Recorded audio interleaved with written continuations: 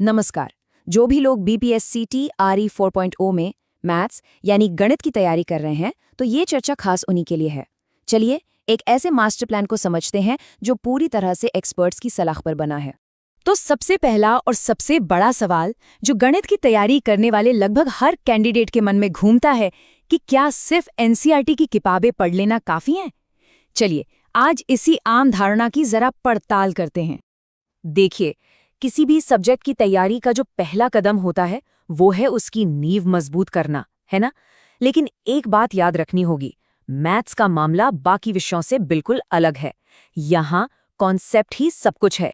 जिसे general studies या बाकी विषयों में क्या होता है कि एनसीईआरटी पढ़ पढ़कर भी कॉन्सेप्ट्स बना लिए जाते हैं, लेकिन गणित में ये तरीका बिल्कुल काम नहीं करता। अगर बिना किसी टीचर या गाइड की मदद से कॉन्सेप्ट समझे सीधे सवाल हल करना शुरू कर दिया तो समझिए फेल होना लगभग तय है। अच्छा, ये कॉन्सेप्ट्स इतने ज़रूरी क्यों हैं?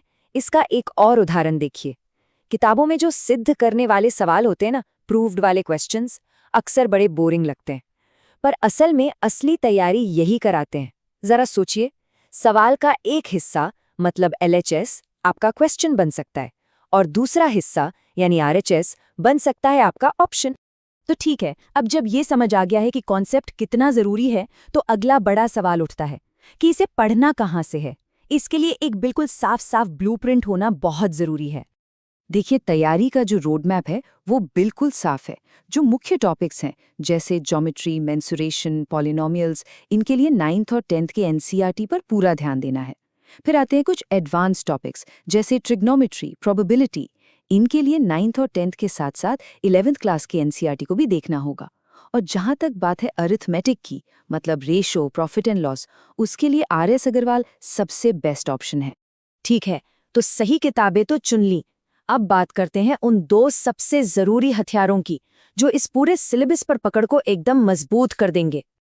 ये दो आदतें समझ लीजिए कि तैयारी की नींव है, इन्हें छोड़ना नहीं है। पहली आदत, एक फॉर्मूला नोटबुक बनानी है। इसमें हर टॉपिक के सारे फॉर्मूले और सारी ट्रिक्स एक ही जगह साफ सुथरे ढंग से लिखी होनी चाहिए। दूसरी आदत, रोज 1 घंटा इस नोटबुक को शुरू से आखिर तक दोहराना है। और हाँ, यहाँ मकसद रटना नहीं है, बल्कि उन फॉर्मूलों से इतनी जान पहचान कर लेना है कि वो दिमाग में बस जाए। तो जब कॉन्सेप्ट्स एकदम शीशे की तरह साफ हों और हथियार यानी फॉर्मूला नोटबुक भी तैयार हो, तब शुरू होती है असली लड़ाई, और वो है प्रैक्टिस की लड़ाई। अब वक्त है अपनी स्पीड और एक्यूरेसी बनाने का। तो अब आता है प्रैक्टिस का महामंत्र, और वो है ये संख्या 50। जी हाँ, 50। लक्ष्य एकदम सीधा है, हर रोज बिना किसी बहाने के गणित के कम से कम 50 सवाल हल करने ही हैं। No excuses. और हाँ, जो सवाल मुश्किल लगे या जिसका जवाब गलत हो जाए, उसके लिए एक सुनहरा नियम है।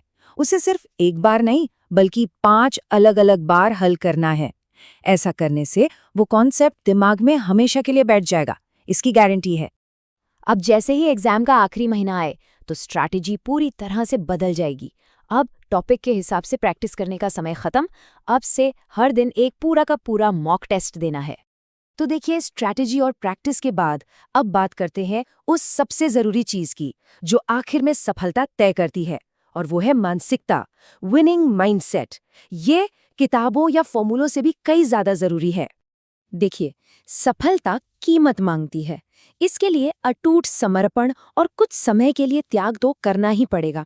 मतलब अपनी सारी ऊर्जा, अपना सारा समय सिर्फ और सिर्फ पढ़ाई में झोंक देना होगा। कुछ समय के लिए त्योहार, फंक्शन, पारिवारिक कार्यक्रम सब भूलना पड़ेगा। ये समझना होगा कि सफलता त्याग मांगती है। सबसे शक्तिशाली हथियार वो है अटूट आत्मविश्वास। तैयारी इस यकीन के साथ करनी है कि चाहे कुछ भी हो जाए, सफलता तो मिलनी ही है। जैसा कि यहाँ लिखा है, अगर एक सीट पर भी वैकेंसी निकलेगी तो रिजल्ट मेरा होगा। ये सोच होनी चाहिए। तो बस ये याद रखना है कि सफलता एक साफ सुथरी रणनीति और एक मजबूत मानसिकता का ही नतीजा है।